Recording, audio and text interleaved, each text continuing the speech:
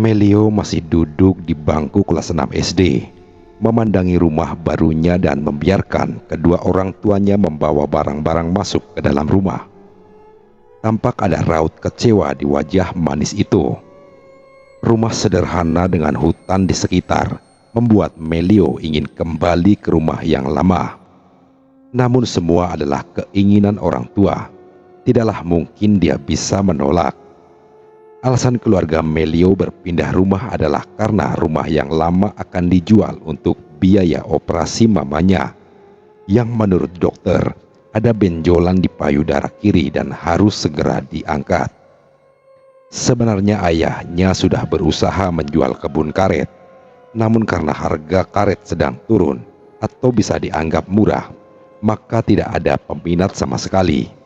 Sedangkan untuk pengobatan selama ini, sang ayah sudah berhutang pada beberapa kerabat, sehingga tidaklah mungkin berhutang lagi untuk biaya yang lebih besar. Maka diambillah keputusan untuk menjual rumah. Sengaja rumah tersebut yang dijual karena lokasinya berada di jalan penghubung antar desa yang pasti peminatnya lebih banyak dan sudah tentu akan cepat terjual. Di rumah baru itu memang lebih luas dari rumah yang lama. Namun sayang, di lokasi tersebut belum ramai penduduk. Di sekitar nampak gelap gulita dikelilingi hutan. Tapi melihat perjuangan kedua orang tuanya saat membangun rumah tersebut, Melio terpaksa mau tinggal walaupun berat hati. Begitupun kakaknya. "Ayo masuk, jangan bengong di situ," ucap mamanya sambil masuk ke dalam rumah. Meski dihinggapi daging tumbuh di payudaranya, namun mamanya Melio tidak menunjukkan orang yang sedang sakit. Beliau hanya merasa kram saja bila terlalu kecapean. Meskipun begitu, beliau masih aktif dalam kegiatan, termasuk berkebun membantu suaminya. Melio berjalan mengikuti orang tuanya yang lebih dulu masuk, dan langkah itu terhenti saat mendengar suara auman harimau. Dadanya berdegup kuat, merasa takut. Suara menyeramkan itu berasal dari pojokan rumah sebelah kiri. Namun berulang kali dia mengamati, tidaklah ditemukan sosok yang mencurigakan. Sebelum kembali melangkah, sekelebat bayangan berbentuk seekor harimau emas bergerak sangat cepat. Bayangan itu berasal dari sudut rumah. Di sana dia mendengar suara auman tadi yang bergerak ke sisi rumah menuju pekarangan. Waktu menunjukkan pukul 9 malam. Melio yang selesai belajar langsung permisi pada kedua orang tuanya yang masih asik menonton televisi. Melio, sholat isya dulu sayang. Tadi kan belum sempat," ucap mamanya mengingatkan. Dengan nada malas, Melio menurut ucapan mamanya. Dia bergegas menuju kamar mandi yang berada di dapur untuk mengambil air wudhu. Dan kembali jantung Melio seakan mau copot saat mendengar suara geraman seekor harimau. Jelas sekali. Suara tersebut berasal dari pekarangan rumah. Dengan keberaniannya yang ia kumpulkan, Melio bergegas untuk berwudu. Seusai sholat isya, Melio langsung membaringkan tubuhnya di ranjang.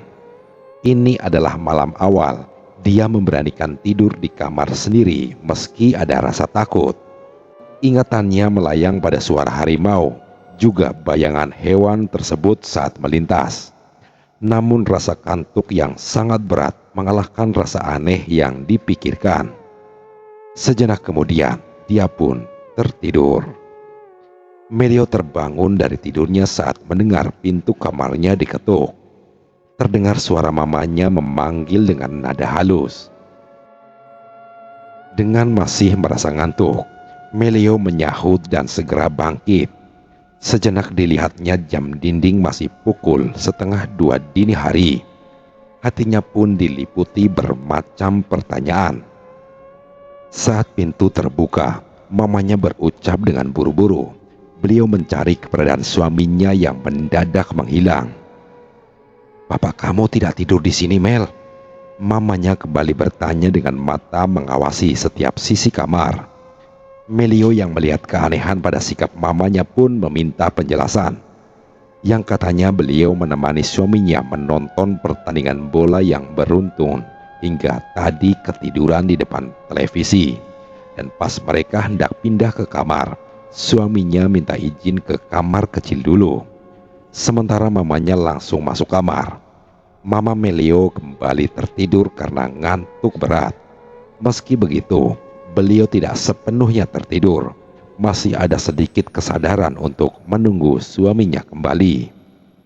Setelah lebih dari 15 menit, suaminya tak kunjung datang. Beliau langsung mengecek ke kamar kecil. Akan tetapi tidak ditemukan siapapun, termasuk di ruang keluarga dan ruang tamu. Tidaklah nampak suaminya berada di sana. Hingga pada akhirnya menuju ke kamar Melio yang juga tidak nampak tidur di kamar. "Bagaimana ini, Mel? Kemana bapak kamu?" Mamanya kembali berucap dengan nada khawatir. Mendengar mamanya berkisah membuat Melio cemas. Dia pun mulai mengitari setiap ruangan di rumah sambil berteriak memanggil bapaknya. Begitupun dengan mamanya. Mereka benar-benar merasa panik dengan kejadian tersebut. Padahal pintu masuk juga pintu keluar rumah masih terkunci semua, termasuk seluruh jendela yang tertutup sangat rapat. Pada akhirnya, mereka meminta bantuan tetangga. Ibu dan anak itu menyusuri jalan gelap sisi hutan, sepi dan mencekam. Mereka terus berjalan tanpa memperdulikan keadaan sekitar. Yang terpenting adalah lekas sampai perkampungan, karena hanya warga yang bisa membantu. Begitu sampai di pemukiman, mereka bergegas membangunkan rumah terdekat yang tidak beberapa lama kemudian. Beberapa warga terbangun dan berkerumun mengelilingi Melio dan mamanya yang bercerita sambil terisak. "Saya tidak tahu lagi kemana mencarinya," ucap mamanya sambil terisak. Warga merasa heran atas peristiwa tersebut karena Sutarman, ayah Melio, yang menghilang secara tiba-tiba, yang mana pintu maupun jendela terkunci semua. Atas usulan salah seorang pemuka kampung, dini hari itu pun dilakukan penyisiran. Mereka khawatir kalau Pak Sutarman dimakan ular besar atau binatang buas lain. Namun setelah 3 jam pencarian tidak ada hasil sama sekali. Para tetangga sudah keluar masuk hutan, tetapi tetap nihil. Tidak ada tanda-tanda yang menunjukkan keberadaan Pak Sutarman. Hari semakin pagi, pencarian pun dihentikan sementara. Melio ikut berbulir air mata melihat mamanya yang terus menangis dalam pelukan seorang perempuan tua. Mamanya mencurahkan kekhawatirannya. "Sabarlah, memohonlah pada Sang Pencipta agar suamimu ditemukan dalam keadaan baik-baik saja," ucap nenek tersebut menghibur Mama Melio. Usai sholat subuh berjamaah, para warga kembali berdiskusi untuk mencari Pak Sutarman. Yang tidak berapa lama kemudian, datanglah paman dan bibi Melio yang sangat khawatir. Hanya pamannya saja saudara terdekat dari Pak Sutarman, sedangkan 3 saudaranya yang lain berpencar ke beberapa daerah. Mereka ikut suami atau istri masing-masing. Dengan penuh kekhawatiran, sang paman langsung bergabung dengan warga dan meminta penjelasan. Pada akhirnya, diskusi yang melibatkan paman Melio itu menemukan titik temu. Diputuskanlah kalau mereka akan meminta bantuan orang pintar. Beliau adalah Abah Sasori, orang pintar dari kecamatan lain yang dikenal mempunyai ilmu kebatinan yang sangat tinggi. Selama ini sudah banyak tamu dari berbagai daerah membuktikan kehebatannya. Melio sengaja tidak bersekolah, selalu berdekatan dengan mamahnya. Ada juga Puput, Gadis remaja itu ikut mendampingi mereka, juga bibinya yang sibuk dengan warga lain. "Tenanglah dek, bapak kamu pasti pulang," ucap Puput menghibur Melio. Agar tidak terus-terusan bersedih, dia juga mengajak Melio untuk berzikir dan memanjatkan doa. Tangis itu kembali pecah saat seluruh warga kembali tanpa hasil. Tidak ada Pak Sutarman di antara mereka. Wajah lelah terlihat jelas dari seluruh warga. Mereka pun beristirahat di teras rumah sambil mengingat-ingat kalau mungkin ada tempat yang belum terjamah. Sementara itu, Abah Sasori nampak gusar, seperti ada kekalutan yang disembunyikan. Sebentar kemudian, beliau masuk ke dalam rumah bersama pamannya. Dia meminta kamar khusus untuk melakukan suatu ritual. "Ada yang membawanya," ucap Abah Sasori yang disambut raut wajah tegang paman Melio. Kamar Melio menjadi ruangan yang dipergunakan untuk ritual. Kamar tersebut langsung ditutup begitu beliau masuk. Tidak boleh ada seorang pun yang mendampingi. Sementara itu, Melio melambunkan bapaknya. Banyak kenangan yang diingat sewaktu bersama sosok tegar sang bapak. Hingga dia pun tidak kuat menahan kantuk. Anak itu pun terlelap di pangkuan Puput. Dia melepaskan sejenak kesedihan yang sangat dalam. Puput mengelus rambutnya seperti seorang kakak. Namun tidur itu hanya sebentar saja. Tidak seberapa lama terdengar suara gaduh para warga yang ternyata salah satu di antara mereka mengaku melihat seekor harimau melintas. Menurutnya, harimau itu lewat di jalan setapak samping rumah. Namun anehnya, hanya seorang saja yang melihat. Sedangkan yang lainnya tidak bisa melihat penampakan harimau itu. Meskipun begitu, penelusuran dilakukan di sekitar rumah dan kegaduhan itu pun membuat Melio terbangun. "Tidak ada apa-apa, dek. Tidurlah kembali," ucap Puput yang masih setia menungguinya. Namun Melio tetap bangun. Sekitar 5 menit kemudian, Abah Sasori baru keluar dari kamar. Beliau langsung keluar menemui warga laki-laki. Beliau menyuruh paman bersama seorang warga untuk mengecek 3 lokasi, yaitu batu keramat di sisi hutan, pemakaman, dan rumah lama Pak Sutarman. "Jika nanti berjumpa dengan abangmu, langsung ajak dia pulang," ucap Abah Sasori. Orang pintar itu benar-benar bertanggung jawab atas ayah Melio. Nyatanya, beliau rela menolak tamunya demi Pak Sutarman.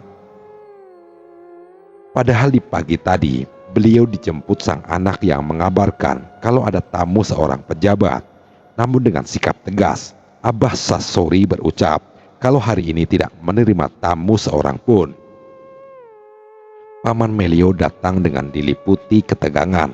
Segera dia menaruh motor lalu menjelaskan pada warga lain, terutama Abah Sasori. Dia memberitahu kalau menemukan abangnya di pinggir pemakaman. Matanya merah menyala, dengan beberapa bagian tubuhnya nampak terluka. Pak Sutarman juga mengerang seperti harimau yang membuat dia berpikir 2 kali lipat untuk mendekatinya. Melihat keganjilan tersebut, sang paman menyuruh temannya mengawasi sendirian di sana. Sementara dia berbalik mengabarkan hal itu. Melio hanya terdiam ketakutan mendengar ucapan sang paman. Sedangkan mamanya kembali terisak penuh kesedihan. Mereka berharap agar Pak Sutarman kembali dalam keadaan baik-baik saja. Berangkatlah Abah Sasori bersama warga yang lain. Karena kali ini tujuannya sudah jelas, maka mereka berangkat menggunakan mobil bak terbuka milik seorang tetangga. Sang paman juga ikut di dalamnya. Dia memilih meninggalkan sepeda motor dan bergabung bersama warga lain. Dengan harap-harap cemas, Melio bersama mamanya yang juga ada Bibi dan Puput serta beberapa warga perempuan lain menunggu kedatangan Abah Sasori dan yang lainnya. Mereka memanjatkan doa, meminta supaya Pak Sutarman kembali dalam keadaan selamat. Tidak terjadi satu apapun yang membuatnya terluka, dan semuanya berhambur keluar saat mendengar sebuah mobil berhenti di depan rumah. Ya, memanglah mobil itu mobil warga. Nampak Paman Melio dan 3 warga yang sedang menahan seorang pria, yang mana pria tersebut berontak, ingin melepaskan diri dari atas mobil. Tapi untungnya dia bisa ditahan oleh warga dan juga oleh Paman Melio. Saat pria yang seperti kerasukan itu diturunkan dari mobil, dengan tangan dan kaki diikat, Melio melihat jelas wajahnya. Seketika dia berteriak kencang yang membuat suasana haru menyelimuti warga lain. Langsung saja Puput mendekapnya dengan erat. "Tenang, Dek, Bapak tidak apa-apa. Bapak kamu pasti akan segera baikan," ucap Puput menenangkan Melio. Begitu masuk ke dalam rumah, Abah Sasori menyuruh agar semua menjauh, termasuk Melio dan mamanya. Beliau menyuruhnya, paman dan 2 orang untuk tetap berada di dekatnya.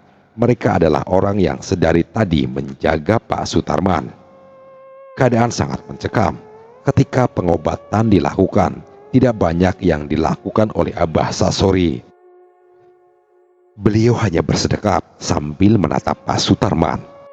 Sementara yang dipandangnya terus menggeram layaknya seekor harimau yang kemudian berontak seperti kesakitan, lalu diikuti ingin menerkam Abah Sasori meski tangannya terikat.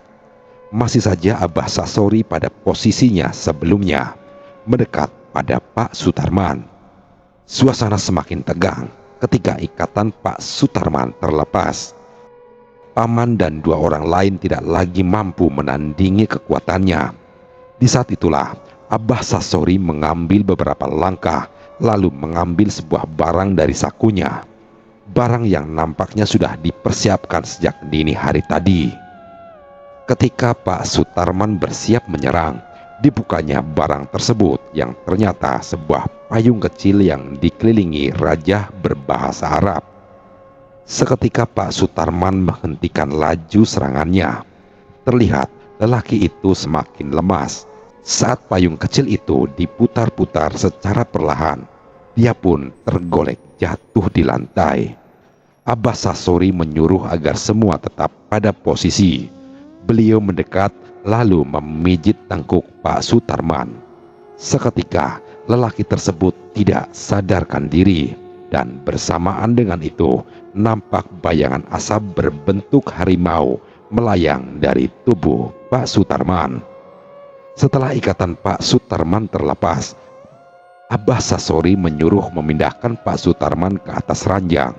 Sambil mengurut kaki Pak Sutarman, beliau bercerita tentang jalan setapak di samping rumah. Menurut beliau, jalan tersebut adalah jalan bagi siluman, terutama bangsa demit yang berwujud hewan. Salah satunya adalah sosok harimau yang telah membuat Pak Sutarman menghilang dengan cepat. Dan ternyata kejadian yang dikenal dengan pencarian Tuan Baru itu pernah dialami beberapa warga kampung. Kesemuanya adalah orang yang dekat dengan jalan tembusan itu. Dan selama ini hanya Pak Sutarman yang ditemukan dalam keadaan selamat. Yang lain tidaklah ditemukan jasadnya. Semua menghilang secara misterius. Abah Sasori menjelaskan hal yang membuat Pak Sutarman selamat adalah sosok misterius di pemakaman kampung. Di makam tersebut ada sosok arwah yang membuat siluman harimau itu beristirahat. "Mungkin untuk beberapa hari ini akan ada kejanggalan pada suamimu," ucap Abah Sasori memberitahu pada mamahnya Melio. Beliau menambahkan agar kembali ke rumah lama saja, karena masih ada ancaman jika masih berada di rumah baru. Melio merasa bahagia bisa kembali ke rumah lama. Namun dia juga merasa sedih karena sifat ayahnya berubah sejak kejadian tersebut. Pak Sutarman tidak berbicara sepatah kata pun, sementara pandangannya kosong. Abah Sasori selalu memberi pengobatan, namun juga belum bisa menyembuhkannya. Hingga suatu hari, Pak Sutarman kembali menghilang dari rumah dan lagi-lagi ditemukan di pemakaman kampung. Namun kali ini kondisinya justru lebih baik. Dia mengalami penyembuhan secara mendadak. Saat ditemukan, dia dalam keadaan tidak sadar. Namun saat kembali sadar, dia langsung berbicara layaknya Pak Sutarman yang dulu. Sejak saat itu, Pak Sutarman kembali dalam kehidupan normal. Lelaki itu sudah sembuh dengan cara yang aneh. Kehidupan keluarga Melio pun kembali berjalan normal dan Melio kembali merasakan kebahagiaan yang tidak terhingga ketika dokter menyatakan kalau daging di payudara mamanya bukan jenis tumor ganas. Penjelasan itu didapat setelah hampir sebulan pasca operasi. Keluarga Melio menunggu hasil dengan penuh kecemasan, yang mana sampel daging tersebut dibawa ke laboratorium rumah sakit pusat yang lebih canggih. Operasi yang menelan biaya cukup banyak itu ditanggung dengan biaya hasil menjual perkebunan, yang secara kebetulan ada seorang perantau baru yang membelinya. Selain untuk biaya operasi, juga untuk melunasi hutang para tetangga dan kerabat, yang mana mereka membeli lapak di pasar untuk berjual sembako. Pasar kampung yang semulanya buka sekali setiap 2 minggu, kini sudah mulai beroperasi dengan lancar, sehingga mampu memberi pemasukan pada keluarga Melio. Mereka terus bersyukur atas segala nikmat yang telah diberikan, sehingga mampu melewati masa sulit dan masa menakutkan. Termasuk apa yang menimpa Pak Sutarman saat pindah ke rumah baru, rumah yang sampai sekarang masih belum berpenghuni. Kalau orang Palembang menyebutnya adalah dirasuki arwah harimau yang ingin mencari tuan baru. Demikian kisah kali ini. Sekian dan terima kasih.